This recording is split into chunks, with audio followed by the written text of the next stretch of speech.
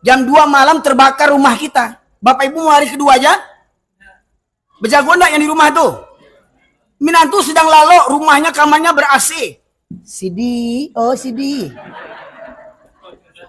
Dek sanggin saganya ke minantu Dek tahu kata mendaki kita menurun, ketuk pintu pun dengan tata tertib.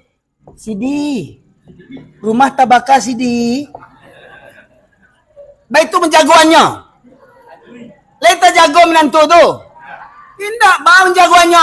Sidi, itu jagoannya. Kebakaran, enggak begitu. Nah, indah juga jago menantu tuh. Entah tolong keluar, tolong, si dia mau tak ruang. Bismillahirrahmanirrahim. Assalamualaikum warahmatullahi wabarakatuh. Alhamdulillah nahmaduhu wa nasta'inuhu wa nastaghfiruh wa na'udzu billahi min syururi anfusina wa min sayyiati a'malina. May yahdihillahu fala mudhillalah wa may yudlilhu fala hadiyalah. Asyhadu an la ilaha illallah wahdahu la syarikalah wa asyhadu anna Muhammadan abduhu wa rasuluhu alladzi la nabiyya ba'da. Allahumma shalli wa sallim ala nabiyyina Muhammad wa ala alihi wa sahbihi ajma'in. Qala Allah Ta'ala fil Qur'anil Karim, a'udzu billahi minasyaitonir rajim. Ya ayyuhalladzina amanu taqullaha haqqa tuqatih wa la tamutunna illa wa antum muslimun. Amma ba'du masyaallah muslimin, Bapak Ibu sekalian, sidang jamaah Masjid Jami'atuz Zahidin. Alhamdulillah Allah pertemukan kita di masjid ini, mudah-mudahan pertemuan kita ini pertemuan yang diridhoi dan dirahmati Allah Subhanahu wa taala. Semoga kiranya langkah kaki yang kita hayunkan ke masjid ini sembari kita melaksanakan sholat maghrib berjamaah, memakmurkan masjid Allah, sekaligus kita bertafakuh fiddin, memperdalam bekal agama kita menuju kampung halaman abadi di surganya Allah Subhanahu wa taala. Salawat dan salam kita aturkan kepada junjungan kita Nabi besar Muhammad sallallahu alaihi wasallam yang dengan diutusnya beliau menjadi rahmat bagi seluruh sekalian alam. Bapak Ibu sekalian yang dirahmati Allah, seperti mana yang disampaikan oleh Bapak pembawa acara tadi, yang mungkin sebagian para jamaah pernah mendengar ceramah ataupun khutbah Jumat saya yang viral. Itu khutbah Jumat saya di ujung tahun 2021 di Masjid Limokaum, Sungai Pua, Bukit Tinggi, yang hari ini dalam kondisi musibah dan bencana. Bapak Ibu sekalian rahmatullah, mungkin juga dalam ceramah saya ketika peringatan HUT KNPI di Batu Sangka, di masjid juga kalau tidak salah Limokaum juga, masjid tuanya di situ, masjid aja Limokaum. Ya, saya sampaikan di sana, kalau dulu orang mengatakan orang Minang pasti Islam. Saya katakan, Pak, itu dulu, Pak. Itu dulu. Orang Minang pasti Islam itu dulu. Kok kini lah banyak orang Minang, bahkan seperti mana kita dapatkan informasi, silakan nanti dicari informasi dari Majelis Ulama Indonesia di tahun 2005, sudah kurang lebih 30 pendeta asli Minangkabau. Itu pendetanya, Pak, di tahun 2005. Ya. Kemudian kondisi hari ini mungkin bapak-bapak yang aslinya Minangkabau, yang saya sendiri lahir besar di Medan, setelah gempa 2009 baru tinggal di Minangkabau, di Pariaman tepatnya, kampung kelahiran kedua orang tua saya. Orang tua saya, ayah kampungnya di Tanjung Sabar, Pariaman Utara, ibu di Ampalu juga Pariaman Utara, kedua-duanya di negeri Kenagarian Mangguang, Bapak Ibu sekalian, Pariaman Kota. Mohon maaf kalau ada yang kurang berkenan. Banyak memang komentar di YouTube, Ustadz jangan buruk-burukkan kampung awak, jangan dandam bana Ustadz di orang kampung. Tidak dandam, Pak Ibu sekalian. Saya ingin menjelaskan yang fakta sebenarnya lai masih Islam di Minangkabau itu. Ya. Contoh misalkan, ambo lahir gedang di Medan, Pak Ibu sekalian, tidak pernah saya diganggu untuk tidur istirahat malam sampai menjelang subuh. Dan itu kejadian di kampung saya Pariaman. Orang baralek, orang patang mukih, orang borgen sampai menjelang subuh. Ngaji-ngaji orang di surau, di masjid, baru berhenti organ tunggalnya. Itu organ tunggal apa itu Pak Ibu sekalian? Kok di kota-kota di Medan dulu, mungkin di Jakarta, Allah alam semoga tidak ada di Pekanbaru ini, banyak diskotik. Kalau diskotik itu Pak, itu dalam ruangan tertutup, mau mabuk orang, mau gimana orang, ya nggak nampak sama orang di luar. Tapi kalau di kampung kita, diskotik itu sudah pindah ke tempat-tempat pesta, Pak Ibu sekalian. Coba Bapak Ibu lihat pulang kampung di Baralek, keluarga kita di Minangkabau. Pentas organ itu sudah macam diskotik, lampunya tuh berwarna-warni, kelam segala macamnya. Musiknya pun tidak karu-karuan, ya, Pak Ibu sekalian. Dan itu na'udzubillah min dzalik, saya baru tahu orang pesta itu sambil mabuk-mabukan. Pertanyaannya, apa nggak tahu aparat itu? Apa nggak tahu nenek mama alim ulama cari pandai bundo kanduangnya? Makanya saya kritisi itu Pak Ibu sekalian. Bukan saya dendam ke nenek mama, enggak. Bagaimana mungkin bisa terjadi peristiwa pesta seperti begitu, sementara nenek mama alim ulama cari pandai bundo kanduang berkuar-kuar adat bersendikan syarak bersendikan kitabullah, syarak mengata, adat memakai. Apa iya masih seperti begitu? Itu dulu Pak. Lihat peristiwa beberapa hari ini Pak Ibu sekalian. Di Kota Padang, mohon maaf ini bukan buka aib, ini memang faktanya begitu. Untuk apa? Renungan bagi kita bersama. Di Kota Padang kemarin di Kuranji ketangkap nenek ketahuan main remi. Coba bayangkan, emansipasi wanita. Biasanya ajo-ajo yang bampuk di lapau. Di Pariaman tuh biasanya ajo-ajo yang bampuk di lapau. Kini nenek tidak kalah pula main remi. Lah bauban lah karipik lah kamati main remi nyoba judi. Baru kedapatan pula lagi nih kemarin ini. Baru berapa hari ini. Ya. Di musola sekolah orang mengisap narkoba, memakai narkoba. Di musola Pak Ibu sekalian. Bayangkan. Innalillahi wa inna ilaihi raji'un. Ya Allah, apa yang terjadi ini. Di negara Minangkabau ini. Ya. Kemarin waktu Galodo yang pertama, Pak Ibu sekalian, di bulan Ramadan sekitar tanggal 5 April. Di Simpang Bukit Batabuah, Simpang Bukit di Agam Canduang. Galodo yang pertama itu kesan Galodo itu memang mengerikan, tetapi tidak seperti yang sekarang. Kalau Galodo yang pertama di masjid Batabuah itu, yang kalau Bapak Ibu lihat di YouTube ada masjid yang tegak sendiri, yang begonjong itu, ya. Waktu Galodo yang pertama itu masih ada rumah-rumah di depannya itu, bahkan gang untuk memasuki surau itu masih ada. Galodo yang kedua ini, semua rumah-rumah di pinggiran surau itu habis. Ya, ini umpama surau Pak Ibu sekalian, ini surau, ini sungai. Ya, ada belokannya. Semestinya sungai itu, batu yang besar itu akan menghantam musola ini, surau ini. Tapi batu itu berada pas di atas pondasi rumah orang yang hancur ketika itu. Habis rumah itu Pak Ibu sekalian. Batu-batu besar. Berbelok melewati masjid. Pak Ibu sekalian. Nah pertanyaannya, apakah enggak mengambil pelajaran kita dari itu? Ya. Saya Pak Ibu sekalian lahir besar di Medan, tinggal di Pariaman setelah gempa 2009. Setelah gempa malah saya hijrah ke Pariaman. Karena di awal di tahun 2009 itu saya diundang untuk khutbah Idul Fitri. Kan gempa 2009 itu kan di bulan Syawal itu Pak ya. Sudah lebaran. Di situ saya sampaikan renungan surat Al-A'raf ayat 96. A'udzubillahi minasyaitonirrajim. Walau anna ahlal qura amanu wattaqaw lafatahna 'alaihim barakatin minas sama'i wal ardh walakin kadzdabuu فَأَخَذْنَاهُمْ بِمَا كَانُوا يَكْسِبُونَ. Allah berfirman yang artinya kalau sekiranya penduduk negeri beriman dan bertakwa dengan iman dan takwa yang benar.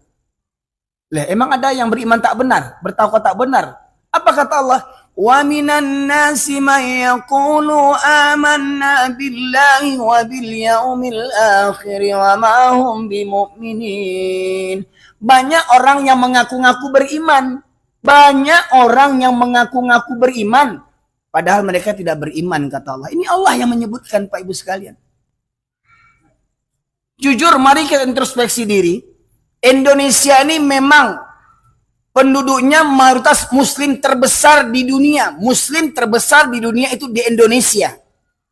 Pertanyaannya, benarkah mayoritas muslim di Indonesia ini beriman kepada Allah?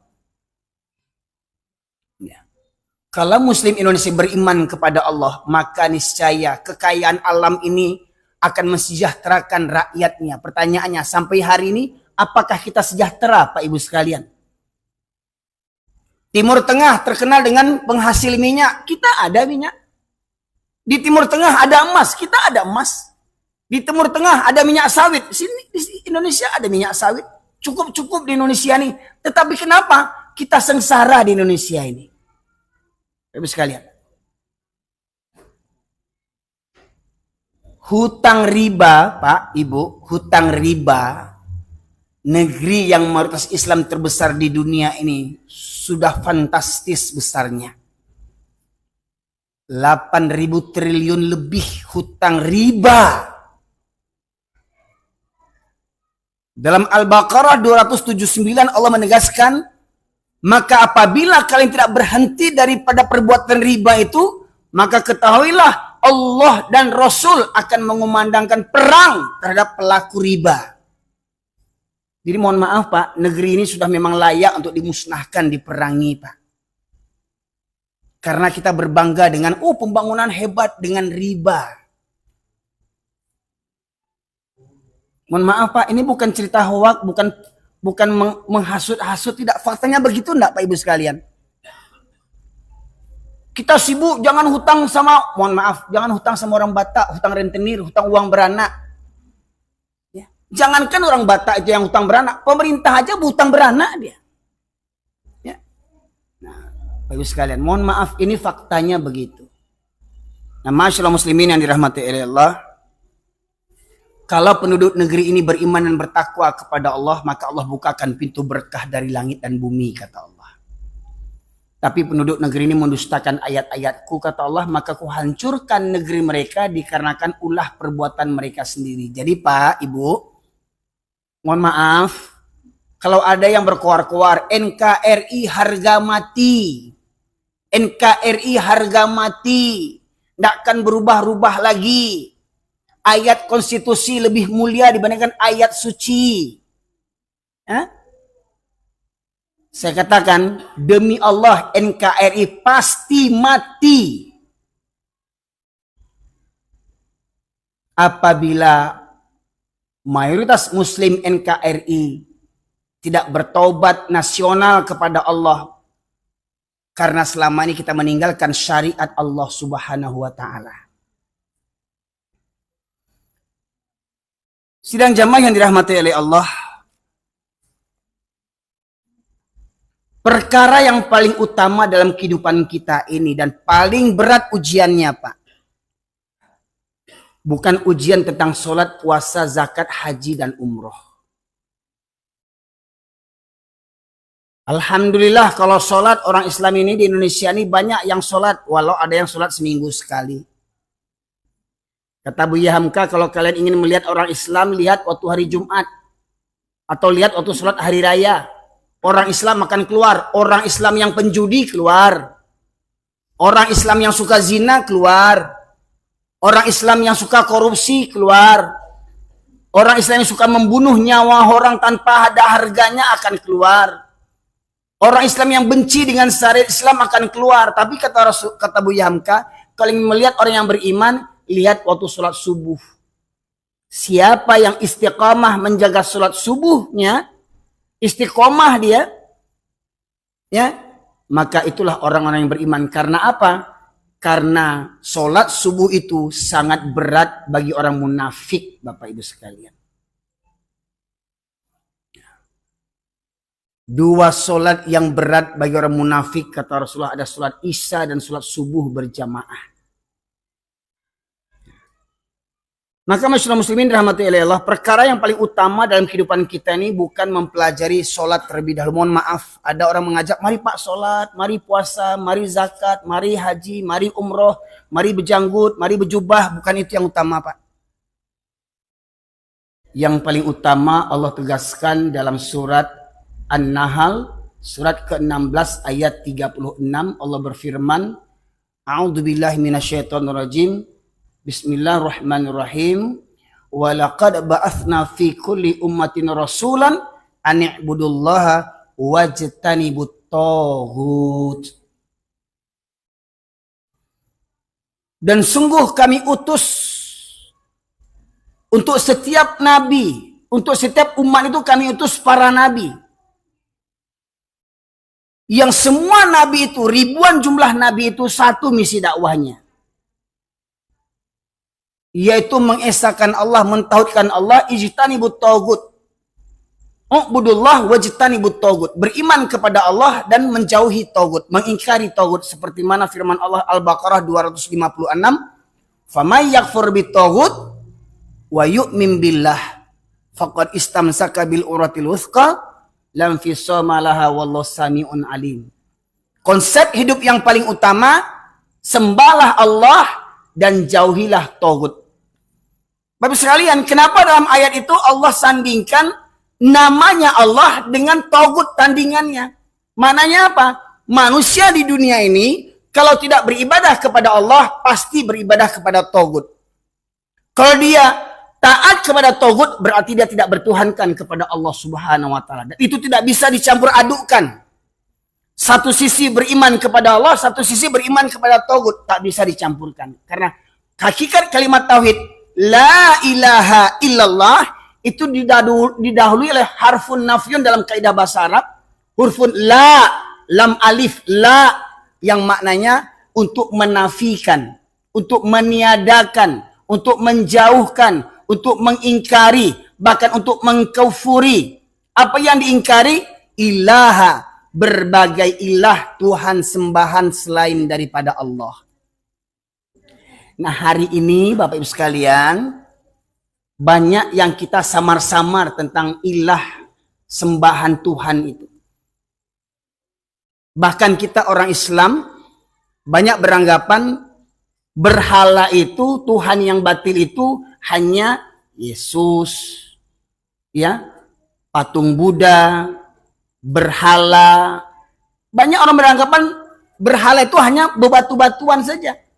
Padahal sebenarnya dalam kehidupan kita, Pak Ibu sekalian, banyak orang Islam sudah tidak bertuhankan kepada Allah.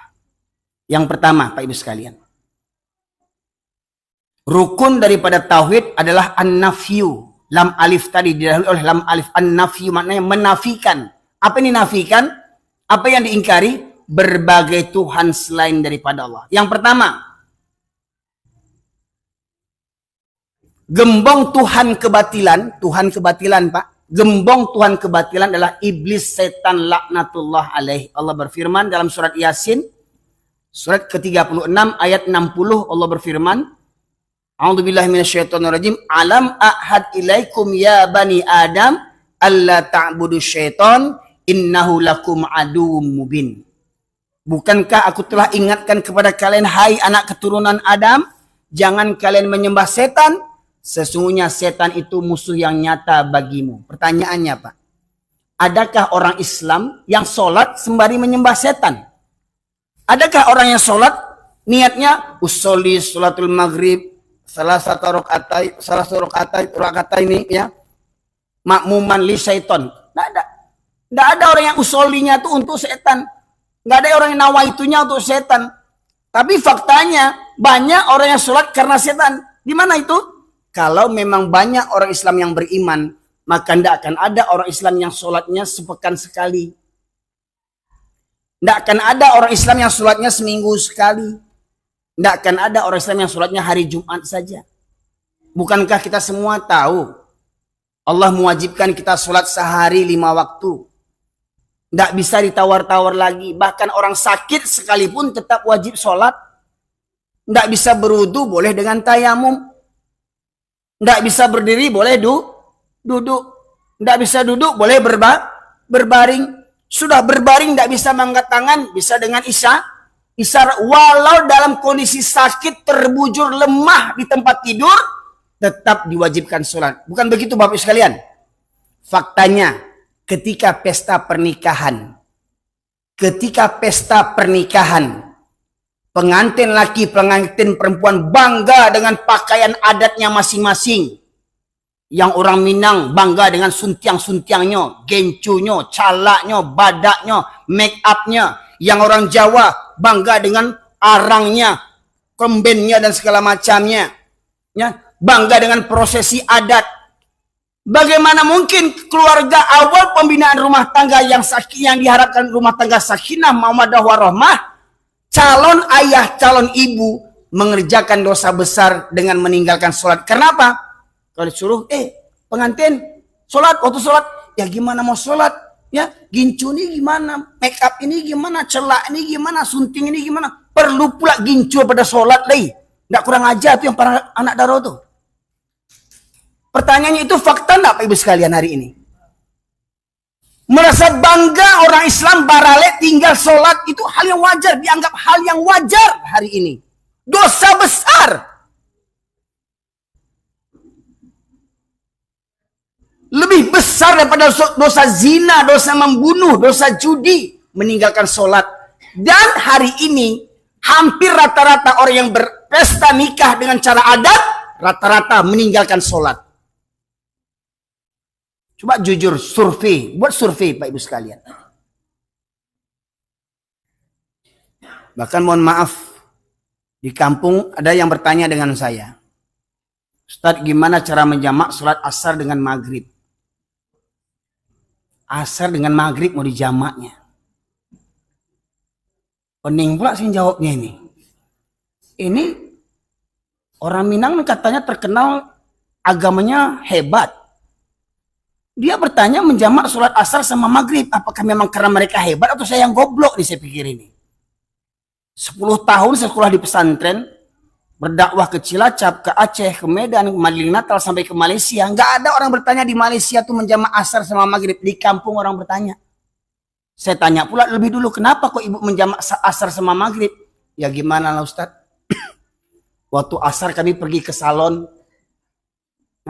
digincu, di make up, dicelak, disuntiang. Untuk apa? Basumandan kata orang Pariaman.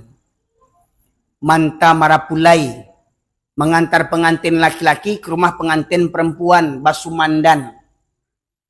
Tidak terkerjakan sholat. Bagencu sanggup bersolek, sanggup berjam-jam, sholat tak sanggup. Sampai di rumah anak perempuan, anak daro, batambo tasa, goyang-goyang ibu wirid yasin. Iya, goyang terus. Pagi baca yasin, tengah hari kesetanan. Yuk. Mohon maaf, saya nggak ngadang-ngarang ini, nggak ngada-ngada. Silahkan pulang kampung, kalau sana awak beralek, pulang kampung. Ya, sekalian. Nyaris nggak ada rasa takut kita orang Minang khususnya. Mohon maaf, kenapa saya ulang-ulang kita orang Minang? Karena dengan falsafah tadi, adat bersenikan sarak, sarak bersenikan kitabullah, sarak mengata adat memakai, semestinya orang Minang lah orang yang paling paham dengan Islam. Semestinya. Prakteknya,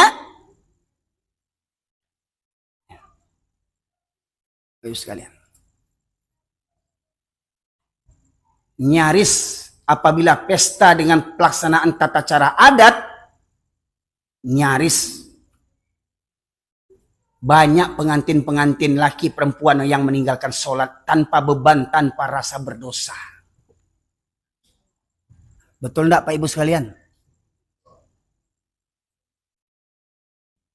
Mohon maaf, padahal ayahnya sudah haji, ibunya sudah hajah. Tiap tahun pergi haji, tiap bulan pergi umroh. Saking kayanya duit, berkali-kali pergi haji, saking kayanya. Rasulullah saja sekali pergi haji itu. Mau habis uang berpuluh-puluh juta, haji berkali-kali. Anak beralek secara jahiliyah juga lagi, tak guna haji itu. Mohon maaf Pak Ibu sekalian. Hilang sirna pahala haji itu jadi haji mabur jadinya. Karena apa? pulang haji. Hukum Allah kita injak-injak dalam pesta pernikahan anak kita. Bertahun-tahun uang disimpan berjuta-juta biaya untuk pesta pernikahan. Dosa yang kita lakukan. Nikah cara adat. Barale pesta kalau enggak bawa organ, kalau enggak pakai musik. Wah, nanti apa kata orang kampung? Matilah orang kampung tuh. Sagan awak, cek orang kampung kau bangsai banawa. Sepi pesta. Seperti orang takziah. Seakan-akan bawa organ tuh syarat sah nikah di zaman sekarang ini. Coba pilih, coba mohon maaf nih. Di antara jamaah, siapa yang pesta anaknya enggak pakai organ coba.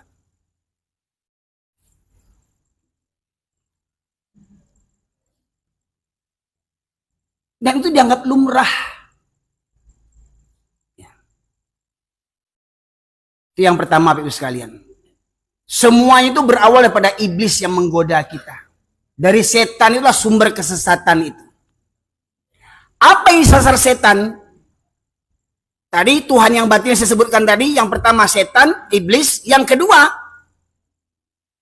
yang paling disasar iblis itu, setiap pribadi kita ini disasar oleh iblis ini. Allah sebutkan dalam surat Al-Furqan, surat ke-25 ayat 43. Ara'aita manittakhadha ilahahu hawahu. Pernahkah kau perhatikan atau tahukah engkau orang yang menjadikan hawa nafsunya sebagai Tuhannya? Jadi hari ini banyak bahkan orang Islam bertuhankan kepada hawa nafsu. Pak Ibu sekalian, mana baik sholat laki-laki di masjid atau di rumah? Di masjid? Kalau memang banyak laki-laki di luar sana tahu keutamaan sholat di masjid, saya yakin penuh nih masjid ini. Nggak akan bisa ibu masuk nih. Karena apa? Laki-laki yang mengisi semua. Kalau tahulah laki-laki di luar sana keutamaan sholat berjamaah di masjid, niscaya mereka tidak akan berada bangga cari dunia di luar sana. Mereka akan ke masjid 5 waktu.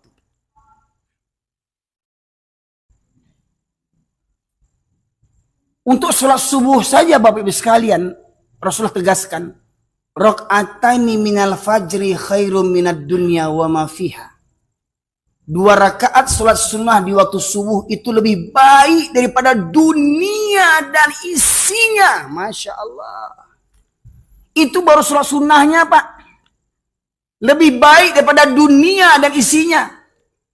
Panggale, pai ke pasar, belum subuh jam 3, jam 2 sudah berada di pasar dia. Untuk cari apa? Cari dunia. Kaya dia dengan itu. Leta Bali dinyentuh Pajero Sarati banyak. Leta bangun rumahnya bantu istana. Indak jo kayo. Jam 2 malam sudah tiba di pasar pusat. Bahkan pasar-pasar sayur itu di Bukit Tinggi, Aru Kuning itu, Bapak Ibu sekalian. Jam 1 itu, bahkan mohon maaf itu pedagang-pedagang tidurnya di luar pinggir jalan tuh untuk menjaga dagangannya. Tidur pinggir jalan dalam kondisi dingin. Sanggup mereka menahan dingin, menahan kantuk, menahan penat. Demi untuk mengejar dunia.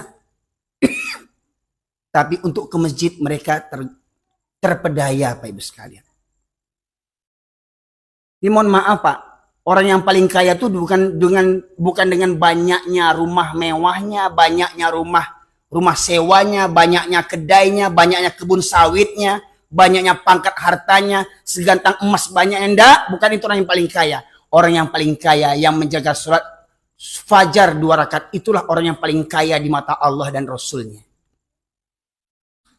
Mohon maaf Pak Ibu, kalau Bapak Ibu kaya di Pekanbaru nih, orang paling kaya Pak Ibu sekalian, Pajero Ibu 100 banyaknya.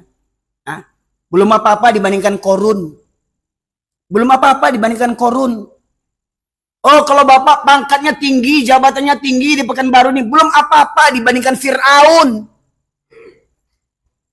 Oh, Bapak bangga dengan pegawai negerinya, belum apa-apa dibandingkan Haman, menterinya Fir'aun.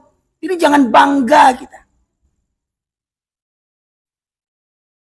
Karena konsep hidup kita, inna sholati wa nusuki wa mahyaya wa mamati lillahi rabbil alamin. Salatku, ibadahku, hidup dan matiku hanya untuk Allah. Jadi hidup mati kita bukan untuk anak istri. Hidup mati kita bukan untuk ayah ibu kita. Hidup mati kita bukan untuk negara kita. Hidup mati kita untuk Allah. Banyak tanpa sadar karena lagu-lagu banyak orang sudah murtad tanpa sadar syirik. Apa contohnya? Ya, lagunya, hidupku hampa tanpa dirimu, aku tercipta hanya untukmu. Ini. Saya mantan juga dulu nih Pak Ibu sekalian. Jangankan lagu Indonesia, lagu India pun saya tahu dulu itu. Ya. Ya. Hidupku hampa tanpa dirimu katanya. Terus Allah mau dikemanakan? Hah? Untuk apa hidupnya? Apa untuk pacaran aja? Untuk istri, untuk suami? Hampa dirinya ketika istrinya meninggal, hampa dia. Tidak ada timbul semangat untuk beribadah dia lagi. Pertanyaannya, untuk siapa dia hidup? Putus cinta, bunuh diri. Untuk kemarin tuh di Pariaman. Aku mohon maaf, anak orang Pariaman gua. Ada guru padusi Pariaman bunuh diri karena apa? Karena calon suaminya yang kononnya polisi ya minta syarat orang tuanya bajapui 500 juta. Apa jahnya itu 500 juta bajapui? Ame si doangnya. 500 juta bajapui ya. Karena dangkalnya iman, stres seakan-akan tidak ada laki-laki lain, padahal saya masih ada ketika itu tuh. Kan istri saya baru satu padahal. Ya kan? Mau dia bunuh diri gara-gara itu.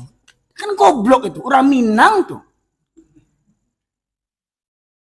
Seakan-akan gak ada laki-laki lain. Hidupku hampa tanpa dirimu. Aku tercipta hanya untukmu. Terus firman Allah, wa ma khalaqtul jinna wal insa illa liya'budun. Dan tidak aku ciptakan jin dan manusia kecuali untuk beribadah kepada aku, kata Allah. Dia penyanyi gila itu, aku tercipta hanya untukmu. Coba bayangkan betapa syiriknya lagu itu. Tanpa sadar Pak Ibu sekalian, murtad tanpa sadar mereka itu. Hidupnya tercipta hanya untuk pacarnya saja katanya. Makanya tidak heran hari ini orang untuk cari dunia. Gunungkan kudaki, lautan kuseberangi, surau terlewati.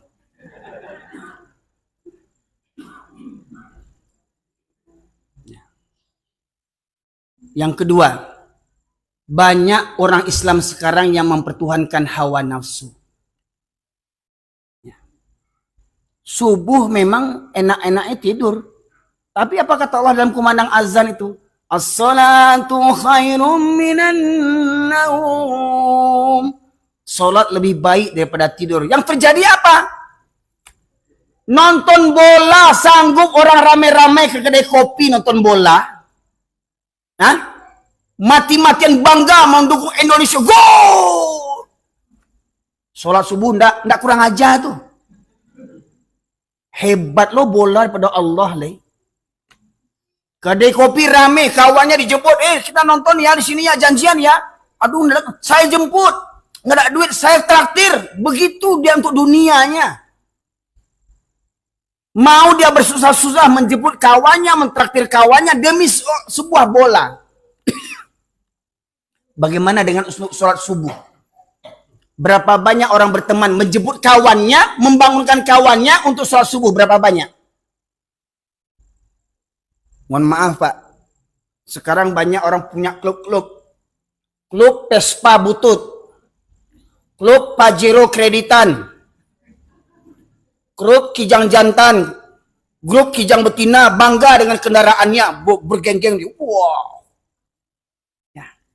Pertanyaannya, sanggup klub-klubnya tuh jalan kita touring ke Sumatera Barat, Pantai Ceroco, kita touring ke sana, touring ke sini, ke masjid ada enggak touringnya? Ada enggak mereka touring ke masjid? Antar provinsi sanggup mereka.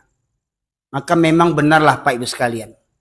Perjalanan yang terjauh dan terberat bagi seorang laki-laki Pak. Itu perjalanan ke masjid. Berapa banyak pemuda sanggup mendaki Gunung Merapi? Ingat, yang meninggal kemarin di Gunung Merapi ada anak orang Riau enggak? Ada kan? Dari Riau sanggup mendaki Gunung Merapi itu. Dingin-dingin Gunung Merapi itu. Orang laloknya mendaki gunung. Nah, mohon maaf Pak. Bukan kita sanang di orang tuh meninggal. Enggak. Itu itibar bagi apa? Saya pendaki gunung juga Pak. Waktu saya nyantri di pondok di Solo itu, saya pendaki gunung. Saya masuk tim Sapalah, santri pencinta alam. Bahkan gunung tertinggi di Jawa Tengah itu sudah saya daki, itu Gunung Selamet. Bahkan saya jalan kaki sudah rutin, biasa kami jalan kaki 6 bulan sekali. Ya, dari Solo ke Madura jalan kaki 7 hari 7 malam. Kami dah biasa Pak di pesantren seperti begitu. Ya. Bayangkan banyak pemuda sanggup mendaki gunung, berdingin-dingin, berhujan-hujan. Banyak orang bisa sepeda santai, goes-goes, rombongan pagi-pagi naik sepeda. Ada yang sanggup maraton, lari sana, lari sini, sanggup dia maraton, tapi tidak sanggup ke masjid. Ada kita sanggup mengeluarkan biaya besar untuk kuliah anak kita, kuliah ke Turki, kuliah ke Singapura, kuliah ke Malaysia, kuliah ke Jakarta, kuliah ke Minangkabau, ke Padang, ke Sumbar, sanggup kuliah biayakan anak ke Sumbar, tapi tidak sanggup membangunkan anak ke masjid.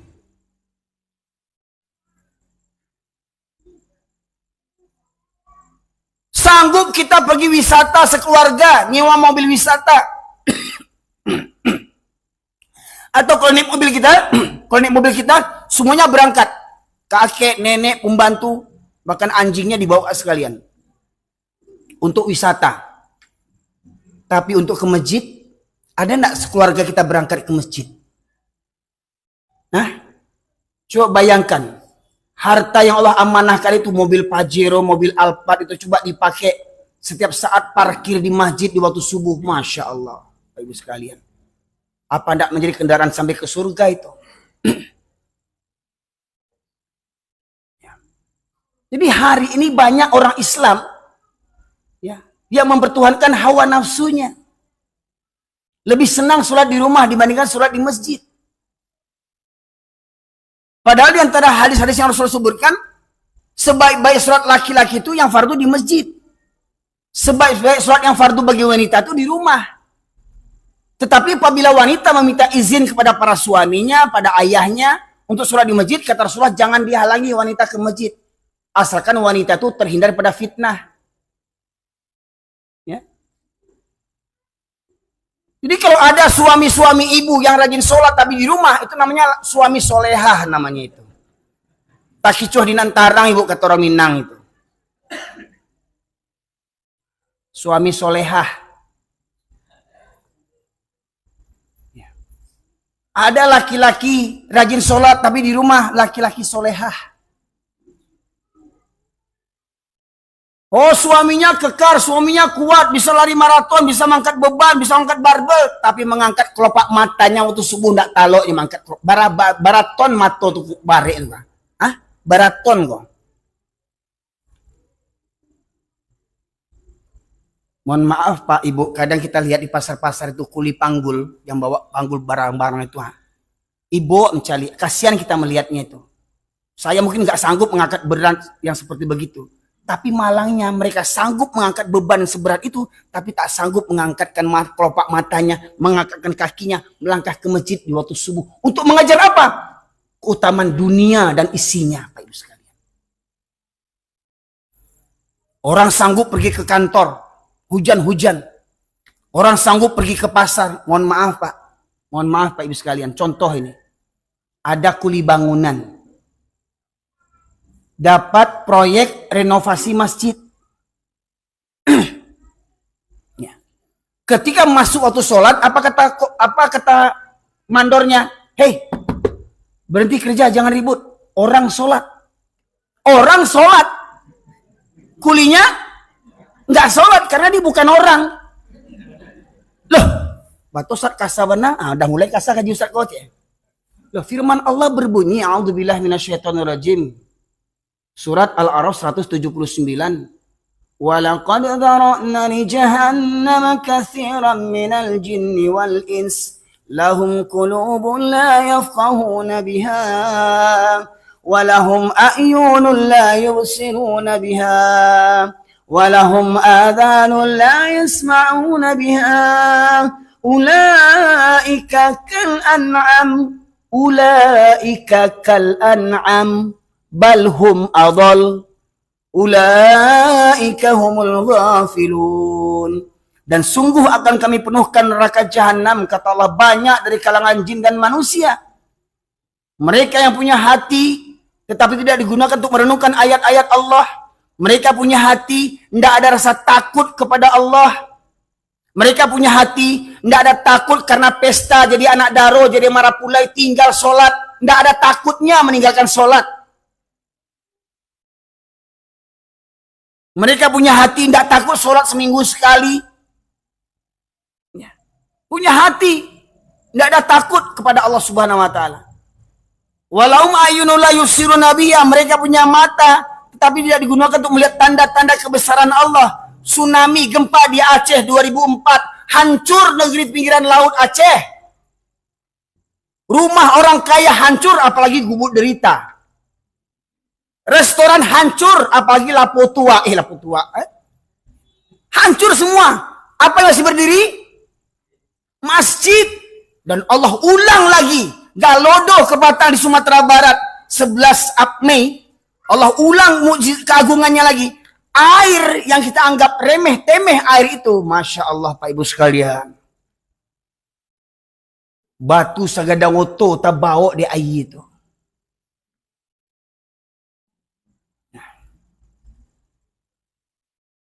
Surau seperti saya katakan di Bukit Batabuah tuh Pak, di Simpang Bukit. Kalau Bapak pergi pulang kampung ke Padang misalkan, biasanya orang lewat jalan motong itu di Canduang itu belok kiri, terus ke Simpang Bukit, terus ke Sungai Pua, keluar di Kota Baru, biasanya begitu kalau Bapak dari Pekanbaru ingin potong jalan itu.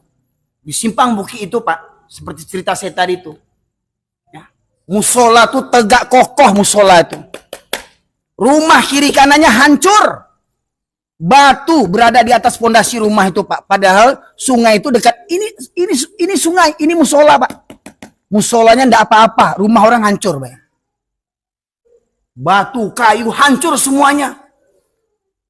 Tidakkah kita mengambil pelajaran daripada itu?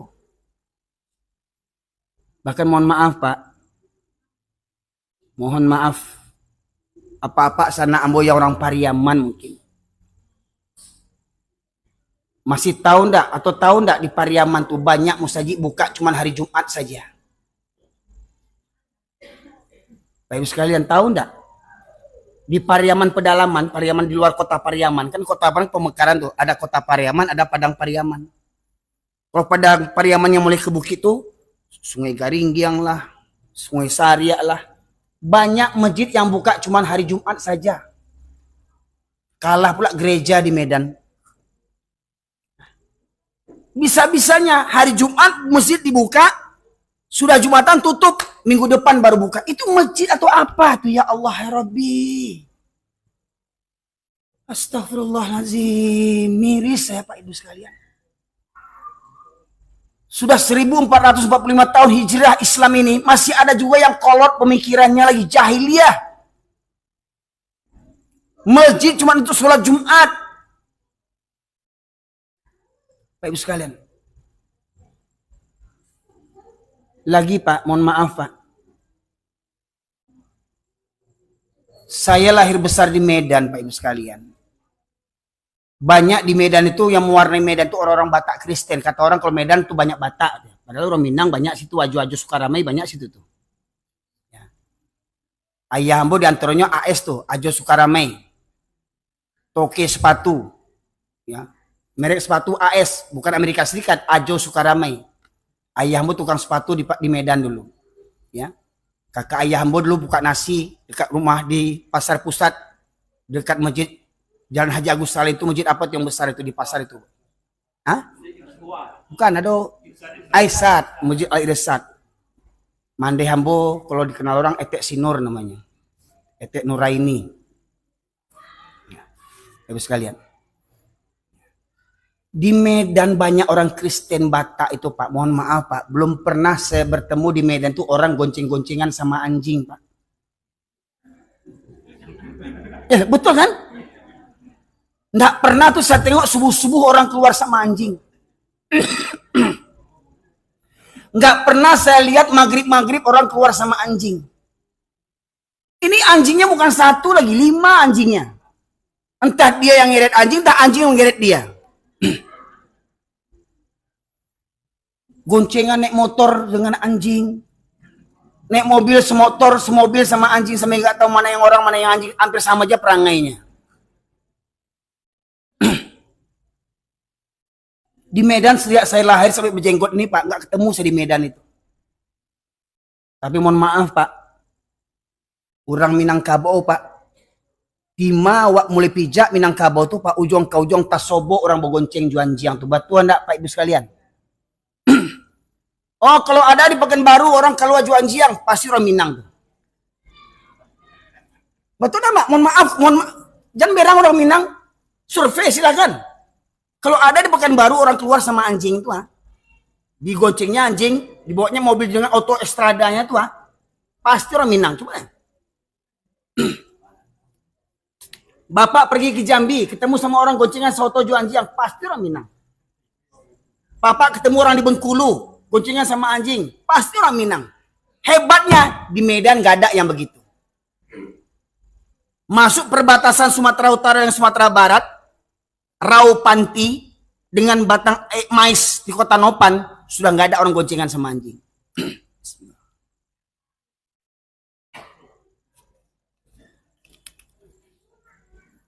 Jadi sekarang kalau Bapak Ibu ingin menandakan Bima kampung awak, ketika Bapak Ibu dari Pekanbaru naik mobil, kalau dulu saya kecil-kecil ke Pekanbaru naik Cindurmato dulu dari Pariaman dulu.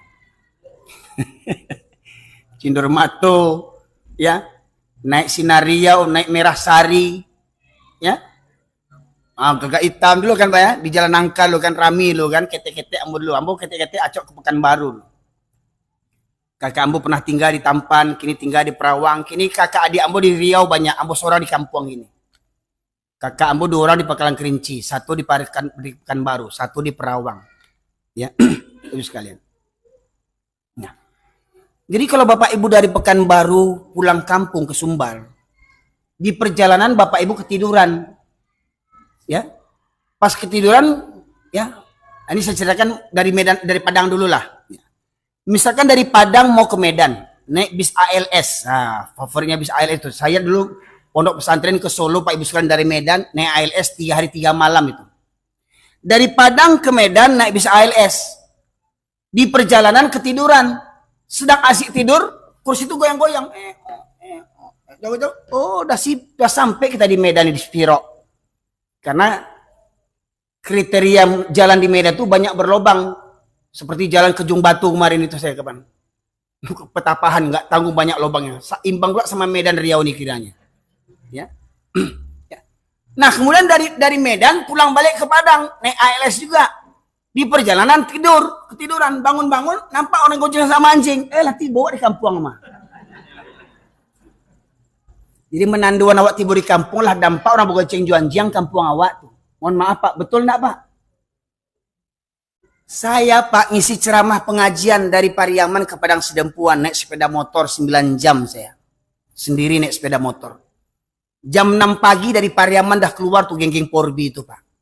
Sampai ke Rau Panti ketemu juga geng Porbi lagi, bayangkan. Mohon maaf kalau yang nonton di YouTube ini ada orang Porbi, jangan marah sama saya, taubat nasuha. Jangan marah sama saya, buka pintu hati, buka akal fikiran. Le mengaku orang Minang, orang Islam awak, bapak paluak juanjiang, membasuh muncul juanjiang, menyuapkan anjing. Ya Allah Rabbi, belajar agama orang Minang. Gelas kita ini dijilat sama anjing. Nggak cukup dengan sunlight membersihkannya. Itu gelas dijilat sama anjing. Nggak cukup dengan sunlight membersihkannya. Dengan apa cara membersihkannya? Dengan tanah 7 kali. Baru dibasuh dengan air sabun. Itu kalau gelas. Ini mohon maaf. Goncengan sama anjing di tengah-tengah nih. Di depan ada anjing 3. Pakai Scoopy. Ya? Di tengah-tengah yang belakang goncengan anjing 2. Anjing lihat kiri kanan. Lidahnya julu-julu. Apa nak muncrat tuh ludahnya tuh? Air liur anjing itu apa nggak muncrat terbang ke mukanya tuh? Gimana cara wuduknya kalau yang mau wuduk dia? Hah? Cukup dengan air wudhu aja, nggak mempan. Bekubang juga bau. Mandi juga bau 7 kali baru bersabun. Jadi baak kepai baburu untuk sholat. Makanya tidak heran orang yang berburu pasti banyak yang tak sholat. Makanya nak berkawan juan-juan coba babi bakal sholat. Nah, ibu sekalian, ya, tanda sakratul maut pengajian kita. Jadi orang menilai saya ini kareh, kajian bu kareh. Saya kenapa keras begini? Sebab memang saya sok, Pak Ibu sekalian.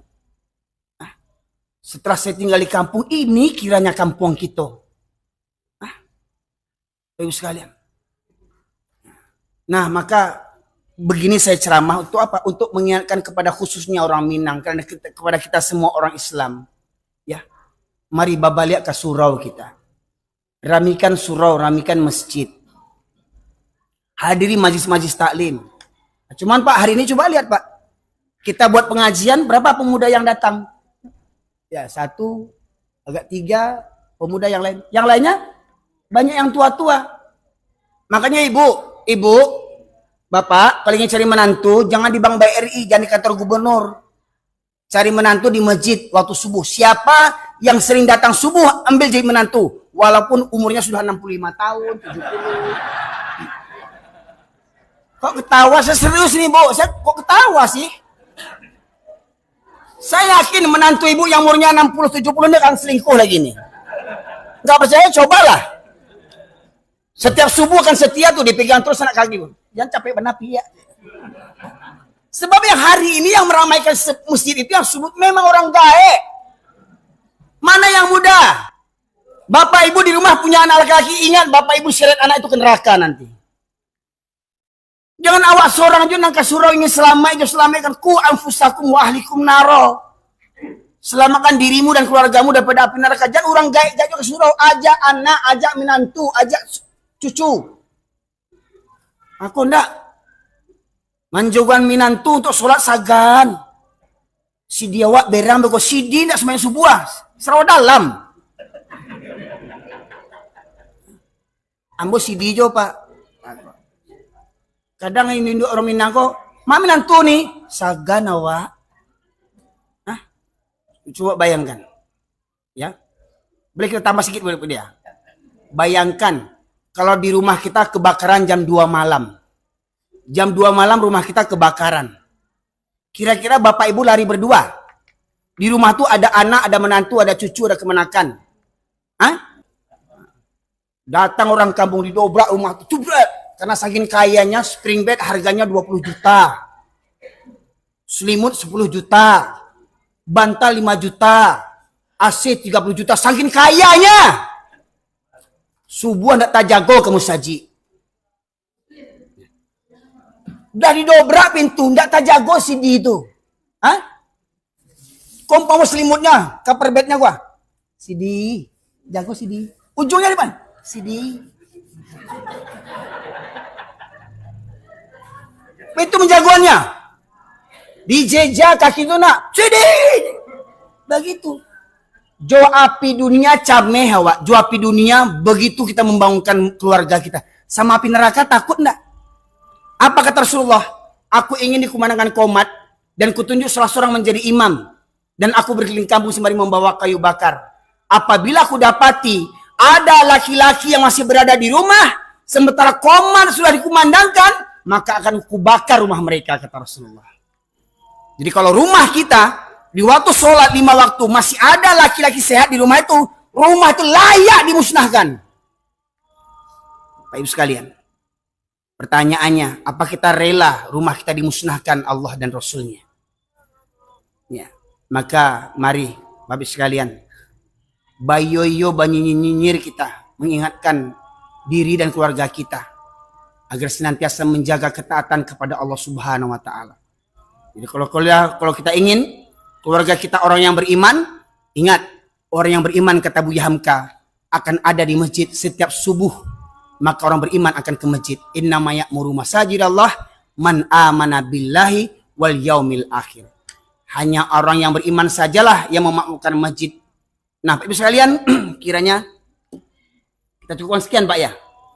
Biasanya begitu ya. Selesai Isya, selesai ya kajian ya. Baik, semoga bermanfaat Ibu sekalian. Sambung. Oh, sambung sekete. Ya. Nah, baiklah. Kalau ingin sambung, silakan nanti kita sambung beberapa menit ya.